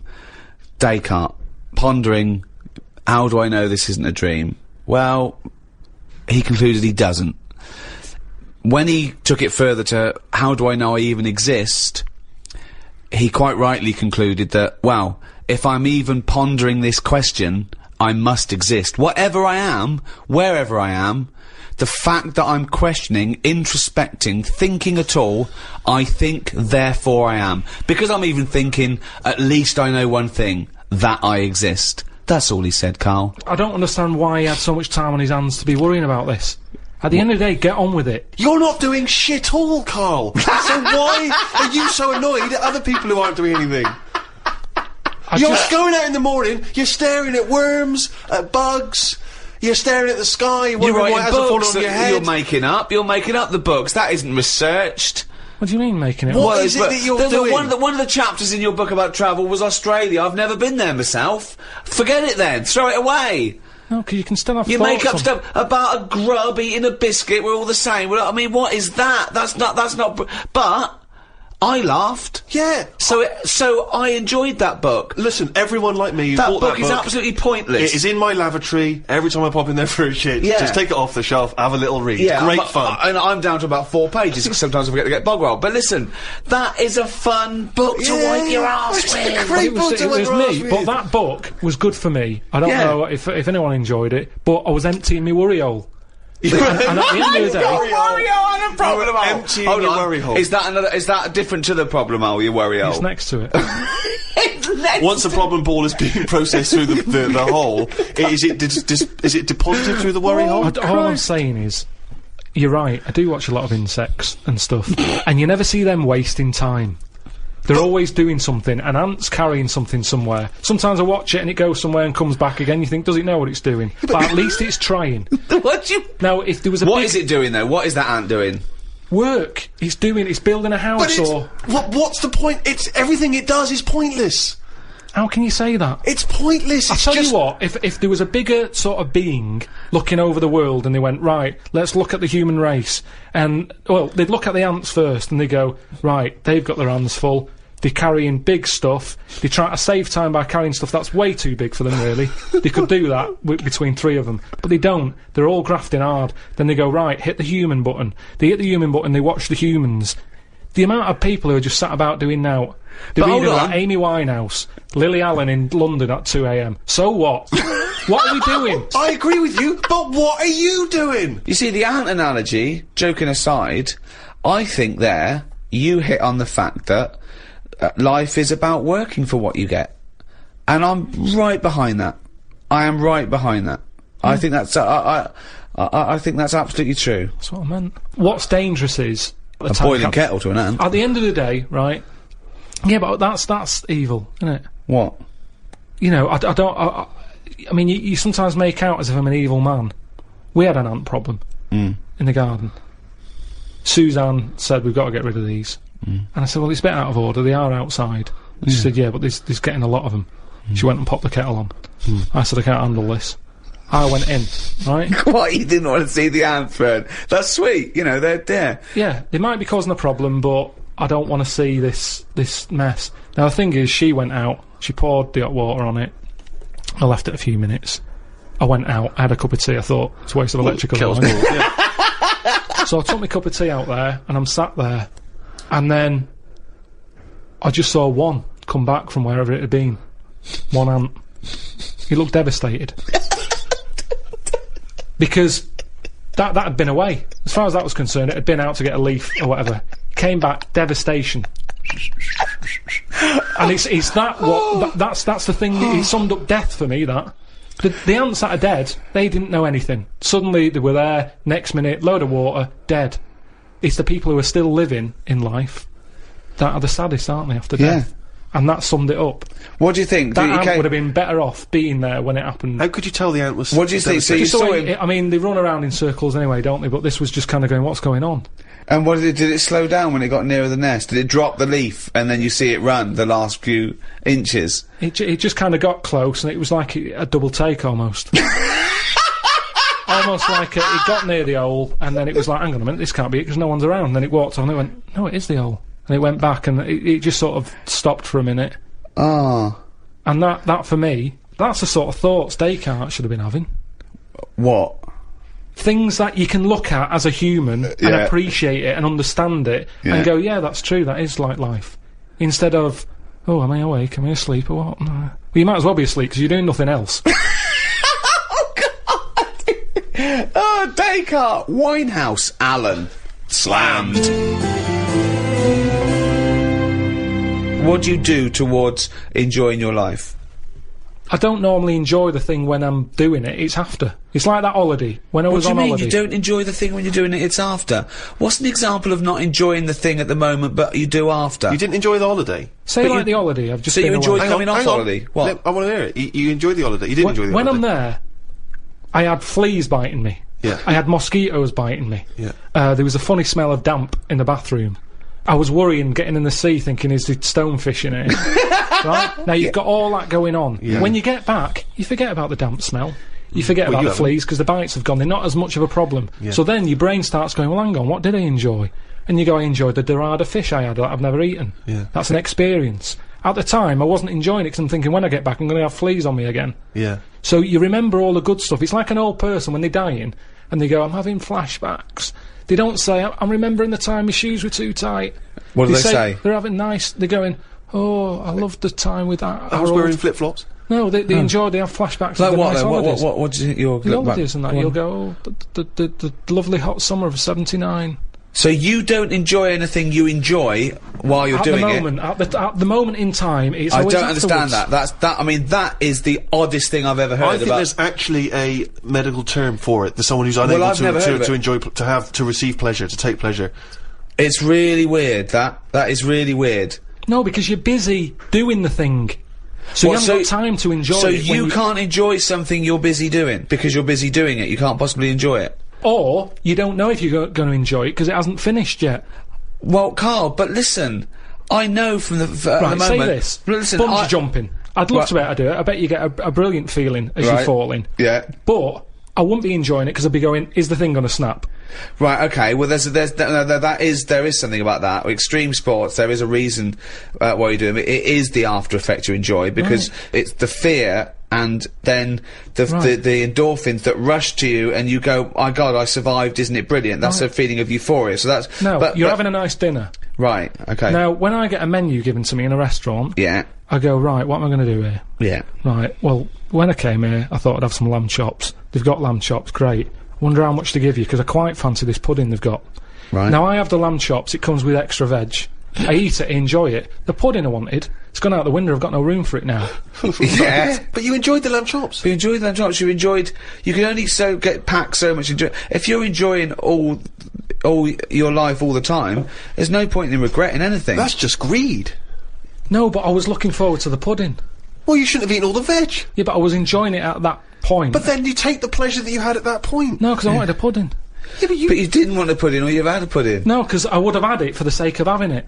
And then it's ruined. But I don't know what the whinge is there. You had a lovely meal, you had some lovely lamb chops, you enjoyed the hour. Because when I read that they had like profiteroles on there, I thought I fancy a couple of them. Yeah, and the chance has gone. I'm probably not coming back to this restaurant now. Yeah, but you haven't missed a chance. You had the chance, you didn't want to take it because you were full up with lovely lamb.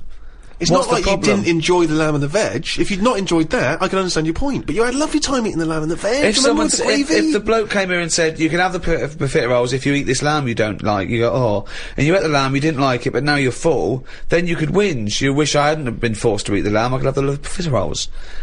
That's, you know... I had a spicy sausage. Right. Now, the problem was, I was enjoying it, but I thought, this is the spiciest sausage I've ever eaten. Right. Now, I could only enjoy that the next day night when I knew that it's gone through my body, there hasn't been a problem. So I go, that was a nice sausage, I'd have one of them again. Right. That was a nice sausage! But then the next time, surely you'd be enjoying it, because you wouldn't have the trauma of the next night, because you'd lived through it, and now you're just enjoying the lovely spiciness and the sausaginess of the spicy sausage. Yeah, but the problem is, once you've enjoyed something, it's very difficult to replace what you got from that spicy sausage the first time. Then why are you looking forward to having another one? Because let me tell you... Go on. Auntie Nora... Yeah. She's guilty of this all the time. She loves a spicy sausage. Well, she, you know, I've told you she prepares all her food, right? She's got them all in bags in a freezer, Monday, Tuesday, Wednesday, Thursday, Friday. Yeah. Right. She's got it all there. Now, what she normally does, she makes a big pot of curry. Right. She goes, what I'll do, I'll pop that in the Monday bag, and I'll pop it in the Thursday bag. It's the same curry. Now, she has it on the Monday. Yeah. She loves it. She thinks I got the mix just right there. The spices are good. The chicken was tasty. I'm looking forward to Thursday. I'm looking forward to Thursday. I can't wait for Thursday. Yeah. Right. I'll call her up on the Thursday evening. I'll go, how was the curry that you had on Monday that you said you were having again on Thursday that you enjoyed? Didn't enjoy it. Why is that? Dunno. Just want the same. Now, the weird thing there is, it is the same. Auntie Nora, that is the same. It's from the same bag. It's from the same pot. But she was expecting too much. And that's the problem. If I had that spicy sausage again, he's never going to live up to it. So forget the spicy sausage. I've had it, I've experienced it. So you never someone says, well, it depends. So do you have anything twice, ever? Maybe not. But this is insane, Karl, because aside from you and your Auntie Norma, and presumably all the other Pilkington clan, or all as weird as one another, why you phone her up and ask her what she's having for tea? I don't know. Yeah, that's one thing. And that shows not only what is happening on Monday, but what you're going to do on Thursday as well. I'll make a note of it in the Auntie Norma food diary. That's proof that you really aren't enjoying your life. Exactly. To go, right, oh, fucking hell. What else do you say to But then old he's people? phoning her up again late on the Friday to find out how the Thursday curry went down. I know, exactly. Yeah. That's two calls that week. Unbelievable. Well, it's just Just good read her journal. No, it makes her happy, doesn't it, getting a call? She's got nothing else. Yeah, What but else the is curry she gonna doesn't. tell The me? curry don't make her happy. No, she did the first They time. loved it on Monday. We should like it on Thursday. Now, the question is it better to enjoy something once and not again than not at all? But you're an idiot because you're the only person who experiences this. That's not the choice. That's not the choice for normal people. You can either never enjoy summer or only enjoy it once. You can enjoy things loads of times. No, you can't. That's what a hobby is. A hobby is enjoying things over and over again. I haven't got a hobby, have I? That's why. I've had loads of hobbies in the past. I did the dancing, I did the boxing, I did, what else have I done? That is it. I think that's what. But that's what I'm saying now, I soon get bored. And it's like how you enjoy, you know, I love munchies. Yeah. But I always enjoy the last one more than... Well, that doesn't make sense. That goes totally counter to your argument. No, because it's from one packet. What? It's from one packet. What difference does that make? The first one's surely your favourite. So hold on. So if you were to have one munchie, I'll go as a munchie, mate. You go, I'm not going to take one unless I can have all of them, particularly the last one. But what is... Well, no, I'd like to have them all, please. What? No, you can't have them all. Don't be so greedy. Have one munchie. Have the first munchie. There you go. I'm going to have one, and then I'm going to get a taste for them, and I'll probably want another. Well, no, they're my munchies, aren't they? I'll keep them then. Forget it. Well, look, so you'd rather have no munchies than one munchie? I'll go and buy a packet. I'd prefer to go, do you know what? I fancy a packet of them. But why do you enjoy the why do you enjoy the last munchie more than the first? Whereas you enjoy the first curry, but not the second curry. But you know it's the last one. Because I'm eating them all in one sitting. I'm not going, that's for Monday, that's for Tuesday, that's for Wednesday. I'm talking about a packet of munchies. Right. I eat them. There's probably about 12 in a packet. Okay. I shove the first 4 in without even thinking what I'm eating. Really bastard. You shoved the first 4 in! Without even thinking about what I'm eating. Now, then, when you're getting towards the end, you make them last more, you might bite the top of them. You look what's inside them, you go, I'm liking this. But hold on, what, every time? What, every time you buy a packet of munchies? Yeah. Yeah. So, hold on though, you must enjoy a packet of munchies regularly then? Not as often as you think. I don't know. Well, it's not as I think, I don't know. So tell me how often you enjoy a packet of munchies. Normally after sort of, maybe once a month. So, every month, you look forward to a lovely packet of munchies. And the same experience. Yeah, you but like at the the first end, one. I like the last one. The only thing you know you enjoy, look forward to enjoy, and it fulfills all those expectations is a fucking packet of munchies once a month. Fuck me. What do you think happiness is? Again, you only know the happiness because of the badness. You've got to have a yin and a yang. Well, I know what you mean there. I agree with you on this because it's sort of no good to be handed it on a plate. I mean, just from my own experience, working for someone does feel better. Because you've got a pride and a satisfaction. I genuinely think it's better to start a business, struggle, go bust, come back, than win the lottery. Yeah. I genuinely believe that, and the older I get, the more sure I am of that. That working hard is itself the reward, and I genuinely believe that. But where does it end? It's no point having the struggle till you die, and never get any happiness. So, what's your balance? We'd have to go into philosophical terms here. What's your balance? What's your yin and yang of a good life? And by good life, I mean one that you've enjoyed or been satisfied with, and one that you have no regrets or guilt or shame, and a bit of pride. What are you asking me? I've got a bit of all that. Right. But you need the mixture, don't you? So you find out what your favourite thing is. It's like a bag of Revels. Yeah, but you can't cherish guilt or shame. Did you just say life is like a bag of Revels? Isn't that dangerously close to life's like a box of chocolates? In Forrest Gump over there, yeah. Jesus. No, but it is, isn't it? There's one or two in there that I don't like. Like what? The raisin. The raisin no. with chocolate. Yeah, no. Now what I'm saying metaphorically, is, what's the well, I'm actually using, named what Revel he doesn't like? Yeah, well, I'm telling you because it works in life. Go on then. But the Revel You like is raisins? there. Go on. Well, maybe if you have enough raisin ones, you eventually go, do you know what? They're not that bad. What? And that's the thing in life. Well, hold on, wait a minute. So what are you saying? Where's this metaphor? Are you saying suddenly all the bad things in life are pretty good, actually, if you just get used to them? Sometimes out of bad comes some good. Go on.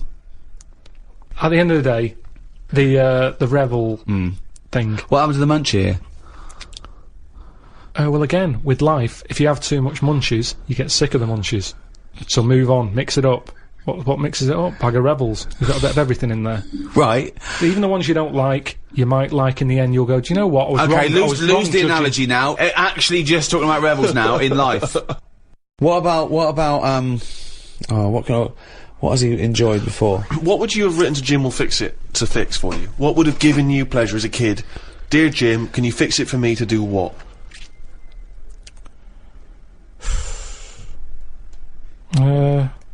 When I watched Jim will fix it as a kid, they never really lived up to what the kid wanted. Did they? But what would you have requested? But I don't think I would, because I think I saw how disappointed most of the kids were. God, it's A kid like whistling, they brought out This is Roger Whittaker. exhausting. Yes, because they look at it and they go, can you fix it for me to go into space? No. Can I dance with Bananarama? No problem. That's the ones they pick. Yeah, so Do you know that's what I why I mean? wouldn't write in, because whatever you ask for, you're always going to get a watered-down version. But if Jim could fix it for you to do anything, what would you have chosen? There's not many things I wanted as a kid. One though. thing. Jesus Christ. Just one thing. To choose one thing, please. That my name was Brett. Oh, fucking hell! It's not unbelievable! I mean, it's extraordinary. There is no predicting that. Okay, you know what? I can make that dream come true for you right now, Brett. We can just call you Brett from now on. Not a problem, Brett. Brett Pilkington. It sounds good. I love the fact that it's the Karl bit he wants to replace, not the fucking No, but Pilkington. that doesn't work either, because like then Why I not, told, Brett? because I told Okay. I told my mum and dad that that's what I wanted. They started calling me that, but then I forgot that. They went along with it. Yeah, So you said, Mum, Dad, call me Brett from now on. And they went, alright. yeah, but then I kept forgetting that I was Brett, so I wasn't answering, so they went back to Karl. It's amazing! So you've had that dream come true. Yeah, and it wasn't that good, and that's what I'm saying to you. Things never live up to what you want. Dreams, what are they?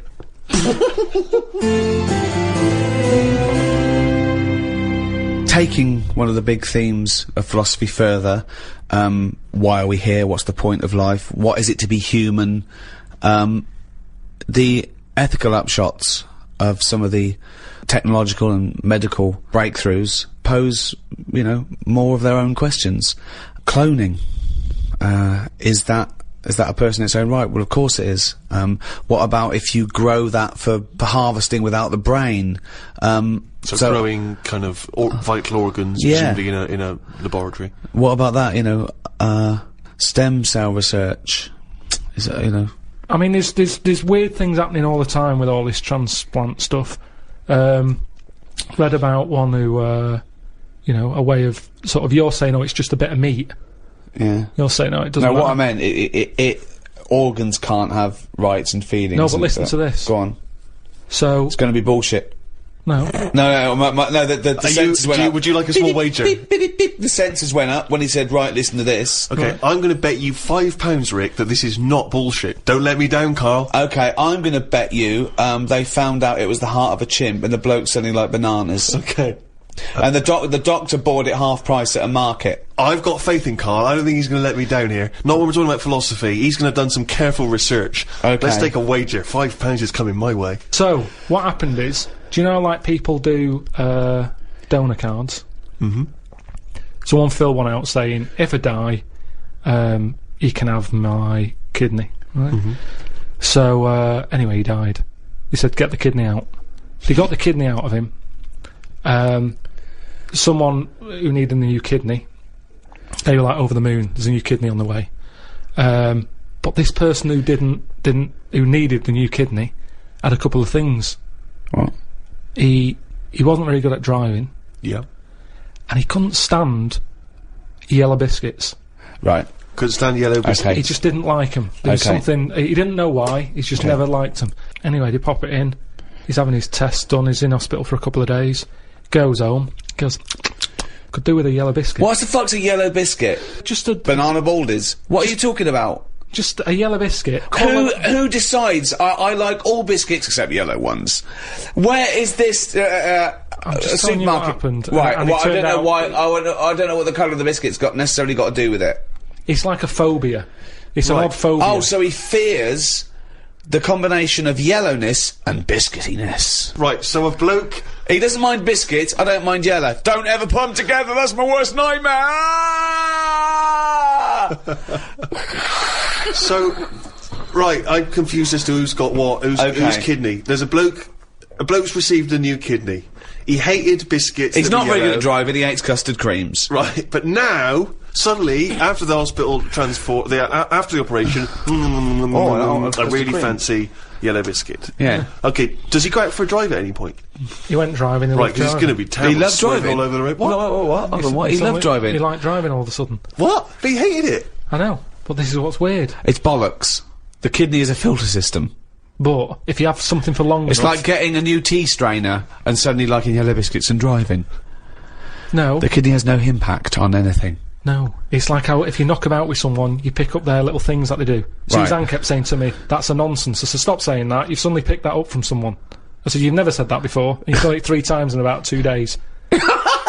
And it's the same thing. It's the same thing. Christ. Living with Karl. He doesn't like me saying nonsense. I don't know why. But let's be honest, if you're going to live with Karl, you're going to use the phrase, that's nonsense. You're going to start quite a coming lot. up with more and more bollocks, nonsense, rubbish, shit. Round-headed fool, you've picked that from someone. You've used that 200 times in the last 3 minutes. Head like a fucking orange. Stupid fucking bald cunt. Where'd you get that from, Suzanne? You've said it 3 times just during Fucking breakfast. hell, dim-witted half... Steve, £5. Yep. A big question, particularly in the area of philosophy of the mind, is what is intelligence? It's just...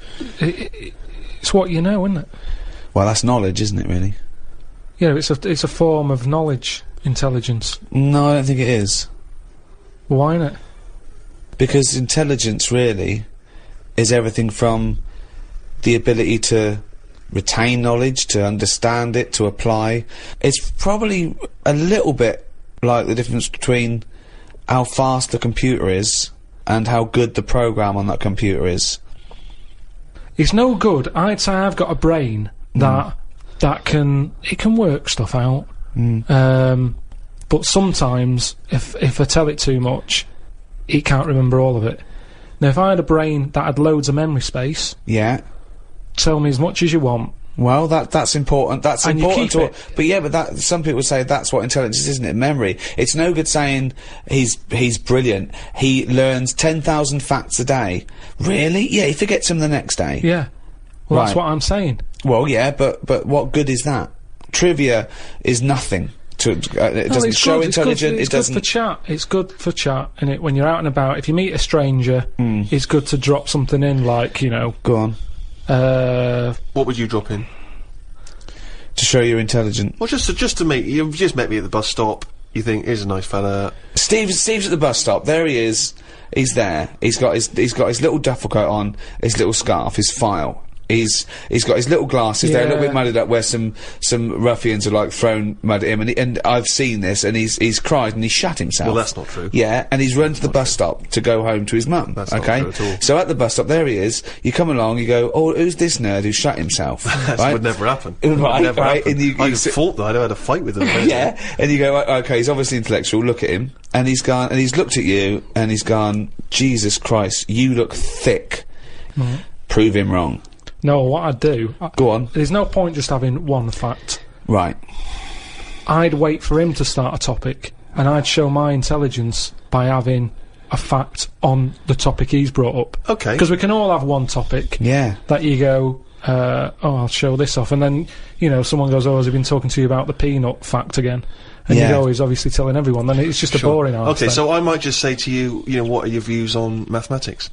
I'd just say the thing with numbers is, there's loads of them. I remember I told you an interesting fact, once again to try and explain infinity to you, and I told you this. There are as many even numbers as even and odd numbers put together. Yeah. What do you think of that? I think I've said before that I don't think things like that are impressive, because numbers are man-made anyway. Right. If you were talking about, like, when you mentioned about there's more insects we don't know about than what we do, Right. then you're going, oh, where are they? Where are they hiding? It Okay. leaves a question. The fact that there's loads of numbers, it's like, yeah, but at the same time, you could rule numbers out of your life if you wanted to. Really? You could live a life. Do you really think that? Difficult. Yeah, you could. There's tribes. There's tribes in the Amazon. Yeah, but they're not They getting only their food counted- from Sainsbury's, are No, they? They count to 3. They don't need any more numbers than 3. And they just have 3 because they go, 1, they know what 1 is, they go, pass us one of them. And you have one of them. What do you mean? Anything What over, do you think when anything they over say- 3, Yeah. they just say, well, you're being greedy. So they don't need it. But what if they've got 5 children? How many kids you've got when you're living in a place like that, it doesn't matter. It's not about you're just part of the tribe. Yeah. So it doesn't matter. Right, where is this tribe that only counts to 3? It's somewhere like the Amazon or something. Really? And there's no more numbers than 3. They don't need it. Anything more than 3, they just say, I'll have more. Right. Or give us another 3. But Give they us don't another need 3? Well, yeah. Yeah. Or another 1, or another 2. But what if they need 200? That's complicated, isn't it? Well, you just keep going, give us 3, and then just keep That seems asking a for slow 3. way of doing it. They've got nothing else to do. They're living in the Amazon. Alright, I'm at the bus stop. Oh, where's your bust? So far, you've told me nothing about maths whatsoever. So you're concluding that he is dim? Fucking idiot. When I was on holiday recently, Yeah. I got talking to an old fella, because where I went, it's mainly for old people. I got chatting with him. You could tell he had a lot of money. Yeah. He sort of tanned. He had that sort of rouge-coloured sort of jeans, Oh, yeah. which is always sort of... Telltale sign. It's kind of like he's got money. Yeah. And, The red jeans are twice as much, sir. It's okay, I've got money. yeah, it's either that colour or yellow. But you Yeah. can carry it off when you're an old man, and especially with the tan, you think, yeah, he's got a few quid. I'm a millionaire. Do you have any yellow jeans? We've got one pair, sir, but For no the one... most expensive Yeah, one. they're in the back room. Could I just see your bank account first? There it is. Oh, yeah, you can afford yellow jeans, all right, sir. Come this way. So I got talking to him, and it turns out he had a cruise ship. Right. Loads of money. Now, I was chatting to him for about 10 minutes. Yeah. What colour was his jacket? Said he didn't have a jacket on, just a white shirt. He's wearing red jeans and a white shirt. Yeah, sort of leather slip-on shoes, that I can remember. And how old is he? It's hard to tell, because he was well tanned. Right. Was he an attractive man? He's a good-looking fella. So he's rich, so you saw this rich, good-looking bloke with just a shirt on. Oh, he had a shirt and his pink Yeah. pants. His pink pants, and he just went over and struck up a conversation. I don't know, why did you notice what colour the crotch area was? What? Why did you notice what You were colour looking very much at the arse I and the can see crotch why area. you could see, if you're looking at his face, you could see a white shirt, I'll but tell why you could you why, see I'll tell you what why. colour This is what I'm the telling you. fabric around his This is what testicles I'm were? saying. You saw a good-looking old man sat at the bar. You went out and bought him a drink. Yeah, you I so was you waiting for noticed the it, barbecue to open. right? Okay, and I you got noticed there a man's. early. So you noticed So a it was man's 9 in the trousers. morning. No. Yeah, no. I was annoyed. I Right. don't like late nights on holiday. Right, With okay. jet lag. Suzanne said, let's go down there early tonight. Right. I get there, I find out the barbecue's not for another 40-odd minutes. What time was the it? holiday rep.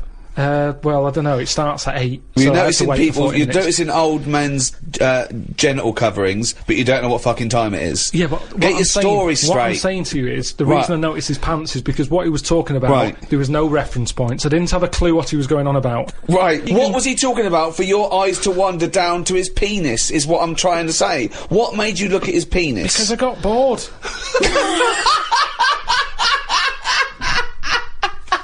I didn't know. What I'm trying to say to you is his reference points. I had no idea what what was he he was going on talking about. about? He was talking about how he was in some Cuban war.